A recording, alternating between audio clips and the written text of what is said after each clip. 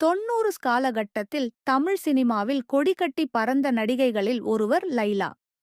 இந்தியில் நடிகையாக அறிமுகமான இவர் அதன்பின் மலையாளத்தில் தொடர்ந்து பல படங்களில் நடித்து வந்தார்.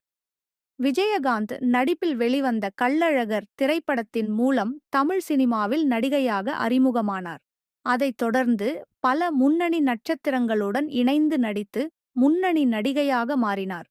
2006 முதல் சினிமாவில் இருந்து விலகி குடும்பத்துடன் செட்டிலான நடிகை லைலா, கடந்த 2022இல் வெளிவந்த சர்தார் திரைப்படத்தின் மூலம் மீண்டும் நடிக்க துவங்கினார். சமீபத்தில் விஜய்யின் கோட் திரைப்படத்தில் முக்கிய ரோலில் நடித்துள்ளார். இந்நிலையில் சிரிப்பு நோயால் அவதிப்படுவதாக லைலா கூறிய விஷயம் தற்போது பலரின் கவனத்தை ஈர்த்துள்ளது. அதில், "நான் சிரிப்பு நோயால் பாதிக்கப்பட்டுள்ளேன். என்னால் சிரிப்பதை நிறுத்தவே முடியாது. அப்படி நிறுத்த முயன்றால் என் கண்களில் இருந்து கண்ணீர் வந்துவிடும்.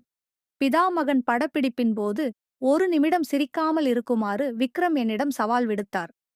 ஆனால் என்னால் 30 வினாடிகள் கூட நிறுத்த முடியவில்லை. இதன் மூலம் வந்த கண்ணீர் என் மேக்கப்பை முற்றிலும் கெடுத்துவிட்டது" என்று தெரிவித்துள்ளார்.